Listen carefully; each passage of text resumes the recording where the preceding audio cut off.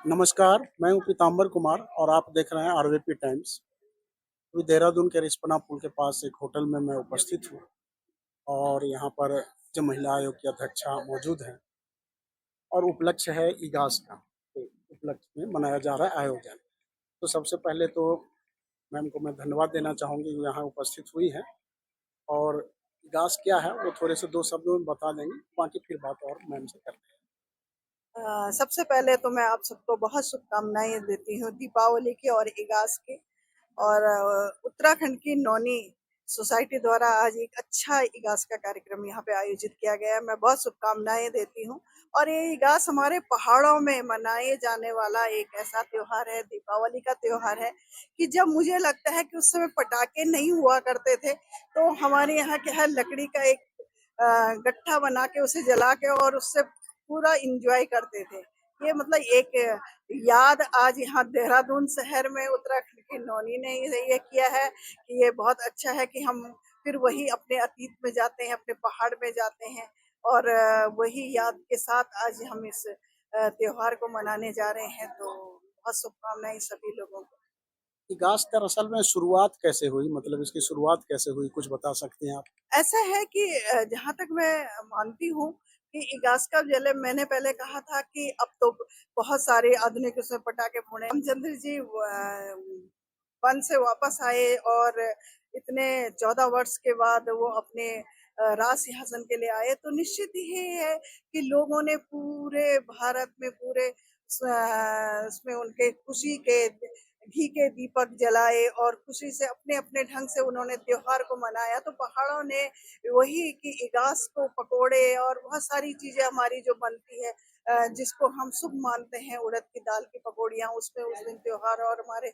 पहाड़ में स्वाली बनती हैं। तो वो सारी चीजें तो उसी खुशी में लोगों ने कि भगवान राम वापस आए हैं और उनकी मुझे लगे त्योहार त्योहार तब से ही चलता आया है और लगातार अब चल रहा है। और इसको ये हमारी संस्कृति बन गई है, हमारे आने वाली पीढ़ी भी इसे मना रही है। और अब हमने आज सरकार ने कहा रिवर्स प्लान, तो वास्तव में आज लोग शहरों से पहाड़ की ओर जाके और वहाँ पे भी अपना जो अपना घर है उसे ठीक करके और वहाँ पे भी इस तरह के विकास का कार्यक्रम आयोजित कर रहे हैं। तो निश्चित ही ये आज एक जागरूकता आई है और ये इस कार्यक्रम का आयोजन किया जा रहा है।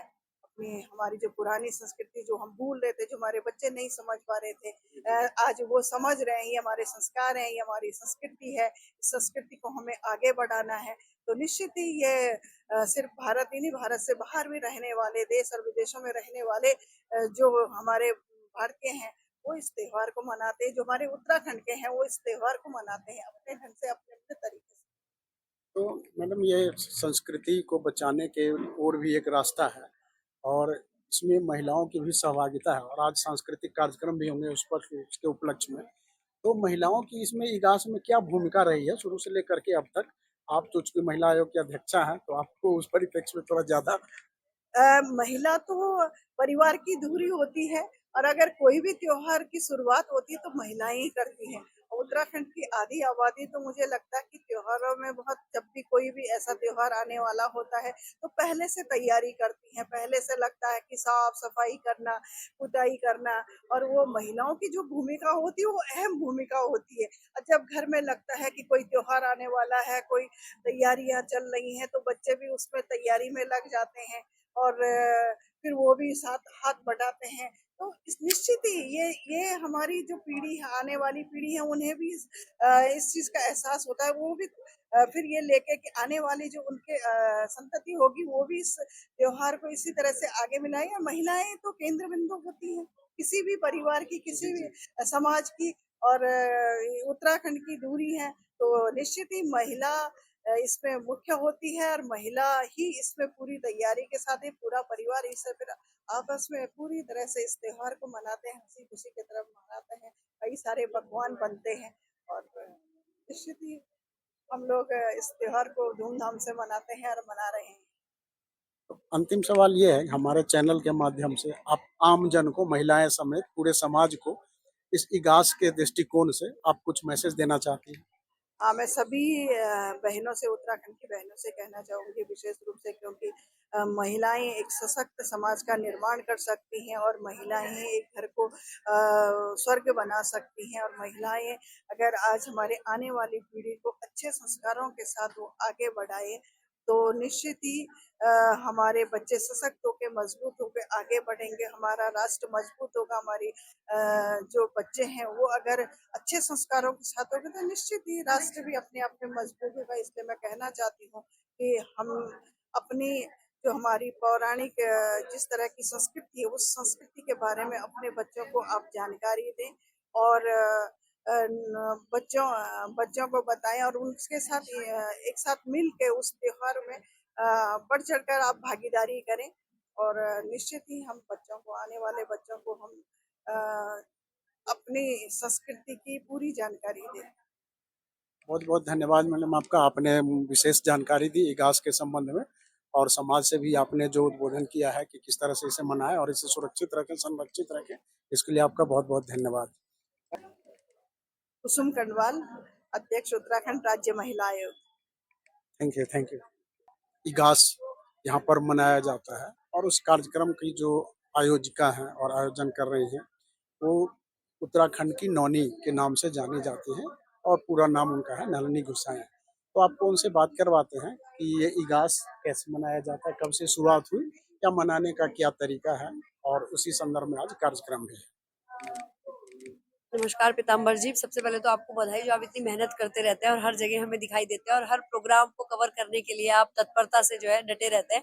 उत्तराखंड की नौनी सोसाइटी की ओर से आज जो है इगास पर्व का आयोजन किया गया है और इगास आप सभी जानते हैं कि जिसे बूढ़ी दिवाली और बग्वाल अलग अलग तरह के नाम हमारे उत्तराखंड में दिए गए हैं, जो कि मेन दिवाली से 11 दिन बाद मनाई जाती है। लेकिन हमने ये दिवाली से पहले ही ये आयोजन रख दिया और आज आप देखेंगे यहाँ पे महिला आयोग की अध्यक्ष मैम जो है कुसुम कंडवाल जी, वो हमारी चीफ गेस्ट हैं। साथ ही यहाँ पे पूरे परंपरा में, संस्कृति में रंगे हुए लोग आपको दिखेंगे। सौरभ मिठानी जी यहाँ पे होंगे, कई लोग इस तरह के यहाँ पे गेस्ट होंगे हमारे। और बच्चों का डांस होगा, बड़ों का डांस होगा, डांस कॉम्पिटिशन होगा, दीपावली क्वीन कॉम्पिटिशन होगा, सभी कुछ होगा। तो आप हमारे साथ यहाँ पे उसका आनंद लीजिए और अपनी संस्कृति को आगे बढ़ाने के लिए ये हमारी ओर से पहल है। आप सभी का प्यार और साथ रहेगा तो हम ये कार्यक्रम हर साल इसी तरह से आयोजित करते रहेंगे। आपसे एक सवाल ये है कि इगास में महिलाओं की भूमिका पे कुछ मेन महिलाएं जैसे हमारे पहाड़ में है, काम करती हैं, बहुत ज्यादा थक जाती है। मुझे लगता है इगास ही नहीं, हर तरह के 30 त्योहार पहाड़ में महिलाओं के लिए ही है, क्योंकि वहाँ घास लाना, जंगल जाना सभी कुछ महिलाएं करती हैं। लेकिन ये जो त्योहार आते हैं इनमें ये लोग नृत्य करते हैं, इगास में लोग भैलो बना के जलाते हैं, सब कुछ करते हैं। तो मूड फ्रेश करने का या रिफ्रेश करने का एक बहुत अच्छा तरीका पहाड़ों में यही है। भैलो क्या होता है? भैलो लकड़ी का बनता है जिसको ऐसे ऐसे गोल गोल घुमाया जाता है, आग अच्छा। जला के चारों ओर। ठीक है, ठीक है, धन्यवाद Pitambar ji. Thank you, thank you.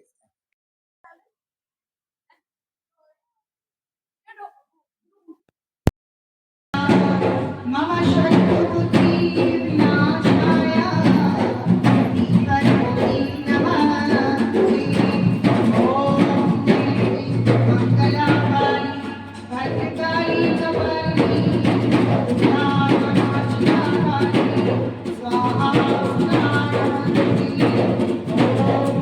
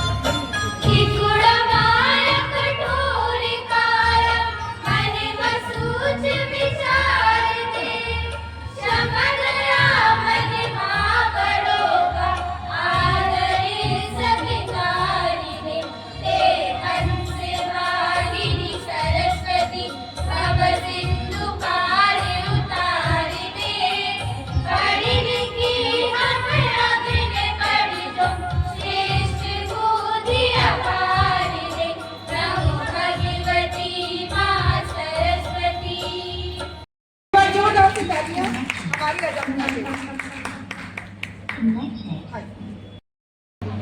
हमें इसी प्रकार तालियां बजती रहनी चाहिए।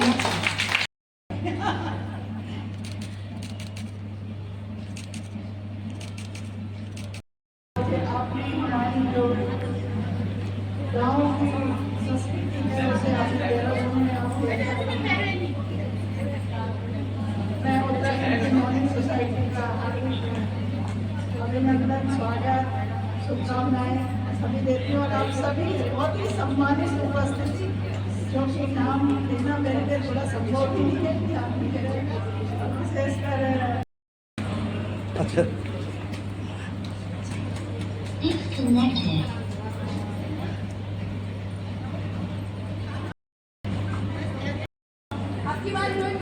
नहीं, हम भी बता रहे हैं।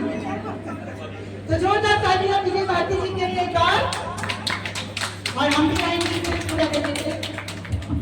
एक सेकंड, मैं भी आऊँ। जी, मैं भी आऊँ।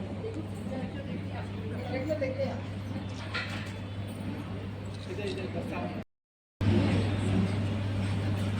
आइए।